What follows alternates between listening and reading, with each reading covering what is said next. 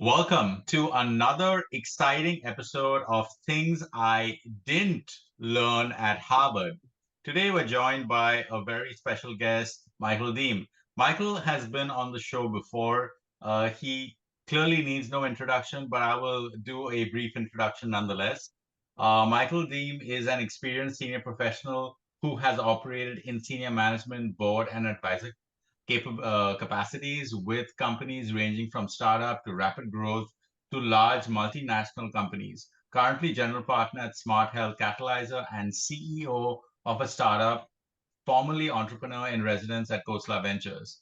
His intellectual bandwidth has benefited companies from a wide cross section of industries that include life science, artificial intelligence, genomics, data science, biotechnology, energy, and cancer research. Michael, welcome again to the show.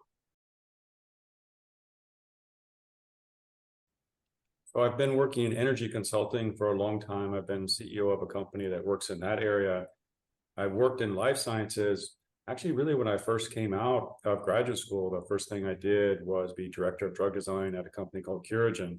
And we had a nice little 100 million IPO back in the late 90s. I always did consulting when I was a faculty member. So I worked with Ion Torrent Systems. I was the third person there. I did all of the engineering calculations. That company eventually was sold to Thermo Fisher for 2.3 billion. More recently, I started working with Khosla Ventures, and I was an entrepreneur in residence with them. So I got to review lots of companies for inclusion in the portfolio, help enter companies, help start a few companies. So now I have the tools and the techniques from the venture capital world to be successful as a CEO of a major life science company. And one thing we're working on now is therapeutic for COPD. So COPD is a disease that something between 16 and 24 million Americans have, and there's really no cure for it as of yet. And we're working on slowing down COPD, maybe stopping it, maybe even reversing it.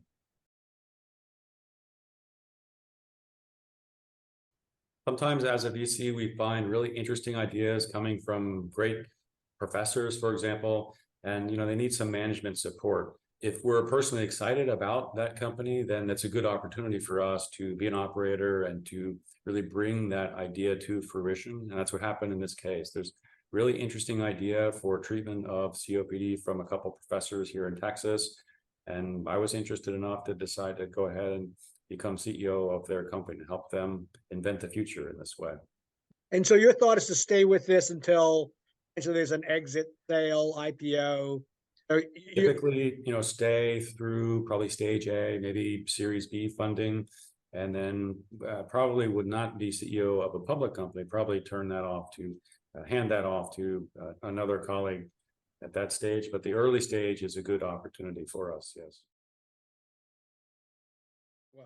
Right. So this one is a portfolio company. It's something similar that we do with Smart Health Catalyzer. So at Smart Health Catalyzer, we're trying to find really the clever ideas from the Midwest and bring some of those to the market, bringing some of those to the world. And we tend to take an operating role in some of those companies that need the management support.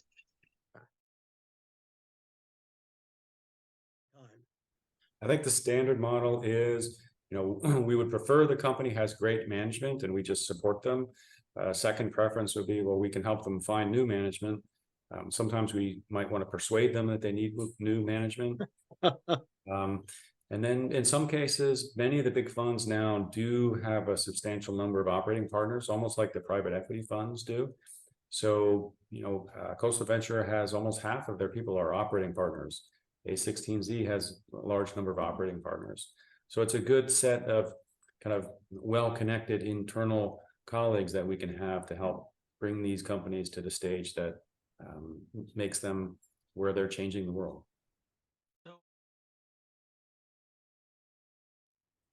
I feel it's always important to align the personal goals, the personal triumphs with the mission and the goals of the organization.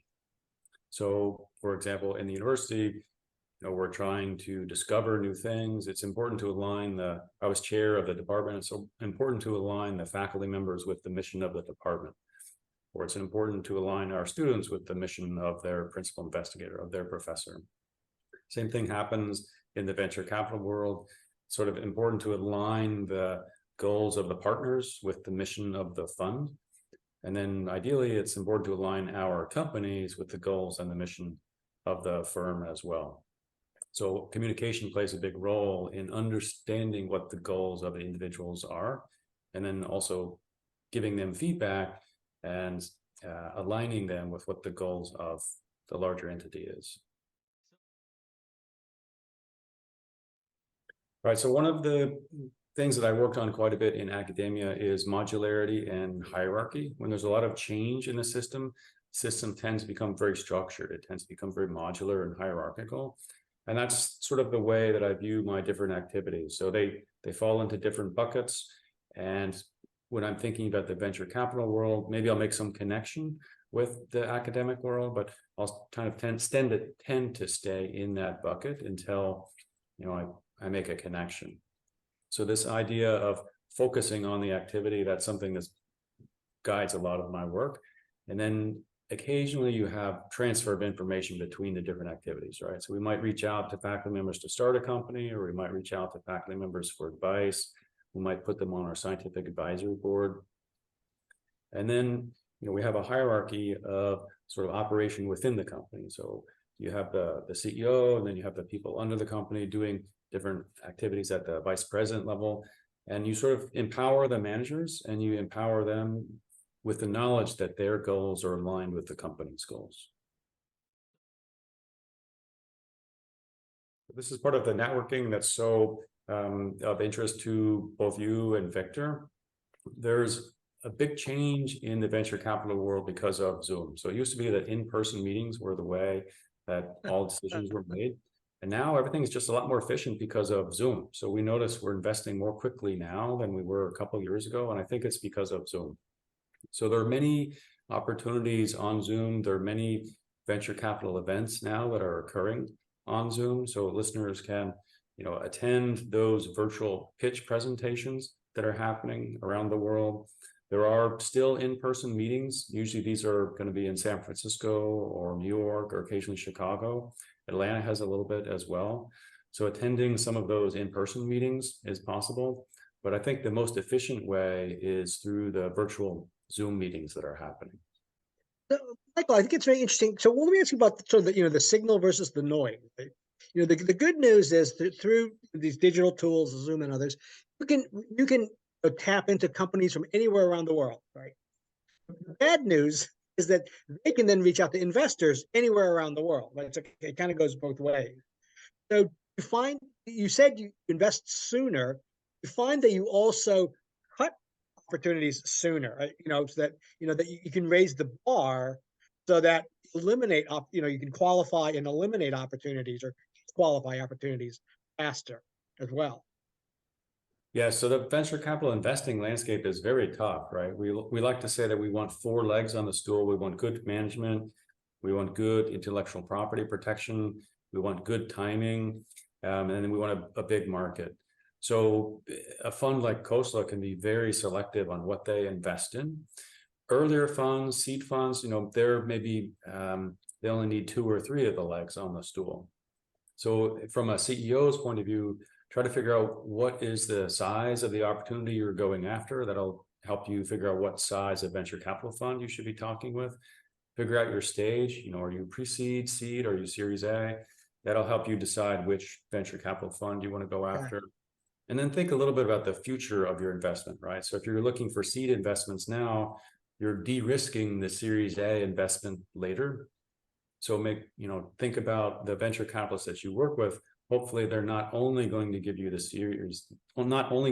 seed funding, but they're also going to help you with the Series A funding. They might not fund you, but they'll know other funds that will help fund you for that Series A.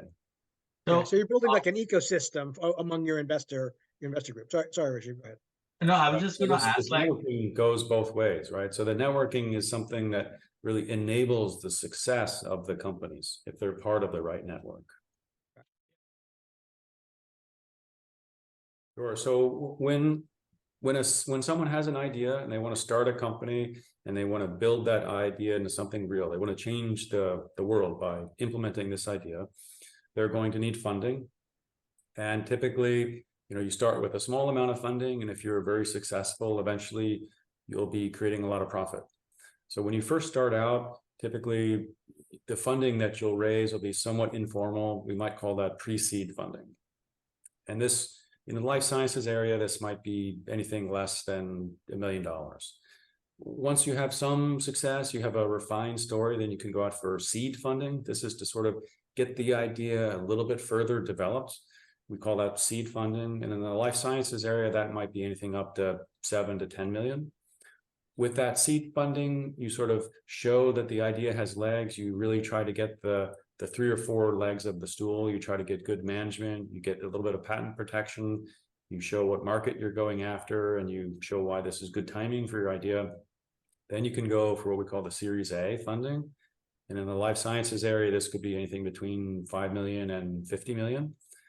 With that, you might go to profit, but more likely you're still going to have to develop the idea. You might have to do clinical trials, for example, if you're developing a drug. So that would be a Series B funding. And this could be, again, anything between 10 and say 100 million or so.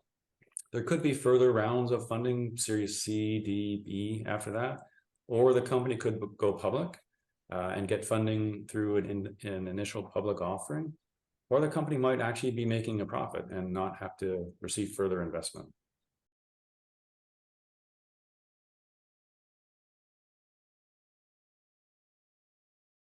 The typical way most venture capitalists think about their investments is they're looking for home runs. So if a venture capitalist, let's say the venture capitalist has $100 million, they're going to make between 10 and 20 investments, and they want any one of those investments to potentially return to them $100 million. So, if you think your market could support a $100 million valuation, then you should go to funds that have around $100 million. If you go to $1 billion funds, even though $100 million is a lot of money, it's not enough for the $1 billion fund. And if you go to a $10 million fund, you're going to be a little bit too big for them. They might start you off, but you'll need somebody else to help you get to the next level. So you sort of want your ambitions to match the expectations of the venture capitalists. And the venture capitalists are always thinking that any one investment could double their fund. I would say a good aspirational goal, a good sort of rule of thumb is that you don't want to sell more than 25% of your company through the seed stage. So, if you can raise your seed funding and you still hold on to 75% or more of the company, you've done a pretty good job. So try to get your story as tight as possible before you go out for funding. And I think there are different recommendations on this next point, but I feel try to get your funding done in roughly 6 weeks or so, because trying to raise funds, it's really not something you can do on the side. It's really 100% effort activity, and it'll make it difficult to get anything else done while you're doing the fundraise. So get your story very tight and then go out, try to get your fundraising done in 6 weeks, try to generate competition among the venture capitalists. So your story is so exciting that you have 2 or 3 offers from different venture capitalists. That'll allow you to get better terms from the venture capitalists. And it'll get the venture capitalists more excited, right? Oh, this company is so exciting that my competitors want to invest in this company. So I have to give them a more serious look. That, I would say, is your goal, really at each stage, but especially the seed stage, try to sell no more than 25%. Thank you for that, Michael. But doesn't 6 weeks seem really aggressive? It is super aggressive. So you really have to prepare for that 6 weeks. I think, not that many companies get it done in 6 weeks, but that's a good aspirational goal. Well, I met a founder recently that said that she finally got her funding for her Web3 company in after 9 months of serious grinding. So, Yeah. I mean, is that more realistic now?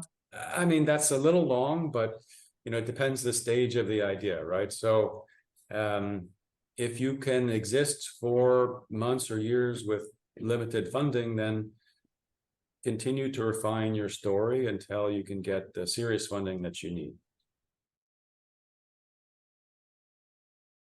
Is that kind of That's a good start, right? So the friends and family and angels, if you have a good idea, you sort of just really need funding, then the friends and family, the angels, that's a good way to start, because the venture capitalists are going to put a lot of pressure on you, right? They're going to want their return quickly.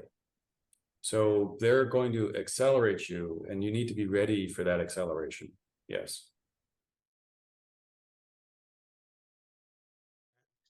I think there is a lot of money out there looking for an investment home, looking for places to invest. The interest rates and inflation is higher now. So I would say it's a little tougher for venture capital now than in the past, because venture capital is investing in something in the future. And now the future is worth less than it was 2 years ago, because 2 years ago there was relatively little inflation, the interest rates were lower. So the valuations, I would say, were higher a couple of years ago than they are now. Valuations have come down a factor of 2 to 4, even in some cases. So it can be tougher to raise money now, but there's still a lot of money out there looking for places to invest.